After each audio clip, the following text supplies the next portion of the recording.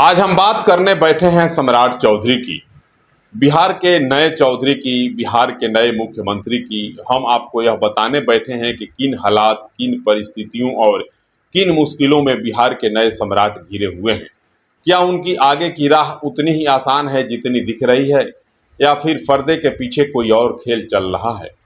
मेरा यह मानना है कि सम्राट चौधरी को कोई आलीशान तख्त नहीं मिला, बल्कि उन्होंने कांटों का ताज पहना है। शपथ लेने के पहले दिन से ही उनके खिलाफ एक ऐसे खेल शुरू हो गया है जो शायद आम लोगों को नहीं दिख रहा, लेकिन सत्ता के गलियारों में इसकी चर्चा काफी तेजी से चल रही है।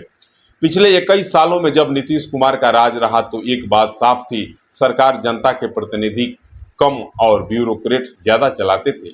नीतीश कुमार हमेशा उन अधिकारियों के प्रमुख की तरह व्यवहार करते रहे। आज जब नीतीश विदा हुए हैं तो वही अधिकारी जो कभी नीतीश के नाक के बाल हुआ करते थे, अब सम्राट चौधरी के लिए मुश्किलें खड़ी कर रहे हैं। सम्राट चौधरी की सबसे बड़ी चुनौती कोई राजनीतिक दल नहीं, बल्कि बिहार के वो अधिकारी हैं जो अब तक बेलगाम थे। अधिकारियों का एक शक्तिशाली समूह सम्राट के खिलाफ ताना बाना बुनने में लग गया है। क्यों? क्योंकि सम्राट चौधरी गलियों और नुक्कड़ की धूल फांक कर यहाँ तक पहुँचे हैं। उनकी राजनीति का मिजाज अलग है। चलिए एक उदाहरण देते हैं। 2 दिन पहले खबर आई कि सम्राट चौधरी ने पूर्व डिप्टी सीएम विजय सिन्हा के फैसले को पलट दिया।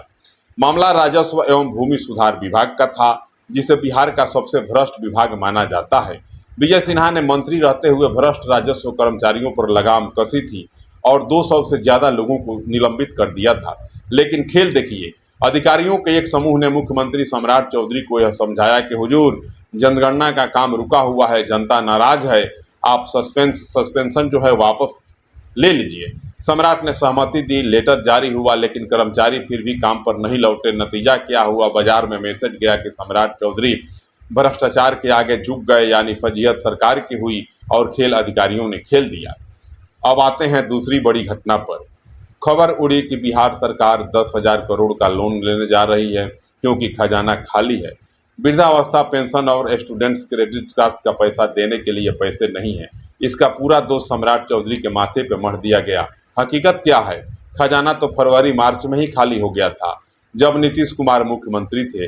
वित्त विभाग के ही एक अधिकारी ने इस खबर को जानबूझकर लीक किया ताकि नए मुख्यमंत्री की छवि खराब हो सके। क्या कर्ज लेना अपराध है? पिछले वित्तीय वर्षों में भी नीतीश कुमार ने हजारों करोड़ों का कर्ज लिया था, लेकिन तब इनकी चर्चा नहीं हुई। जरा इस चार्ट को देखिए, क्या वाकई बिहार की स्थिति इतनी बदतर है कि उसे कोसा जाए? नहीं। तमिलनाडु पर गौर करें तो 9 लाख करोड़ का कर्ज है, उत्तर प्रदेश पर 8.60 लाख करोड़ का कर्ज है, महाराष्ट्र में 8 लाख करोड़ का कर्ज है, पंजाब पर 4.27 लाख का कर्ज है, बिहार में 4 लाख करोड़ का कर्ज है। आंकड़े गवाह हैं कि बिहार कई बड़े और विकसित राज्यों से बेहतर स्थिति में है, लेकिन फिर भी सम्राट चौधरी को निशाना बनाया जा रहा है। इसके पीछे वही तंत्र है जिसे डर है कि सम्राट के राज में उनकी अफसरशाही और लूट नहीं चलेगी। सचिवालय में चर्चा आम है कि नीतीश राज में असली पैसा किसने कमाया?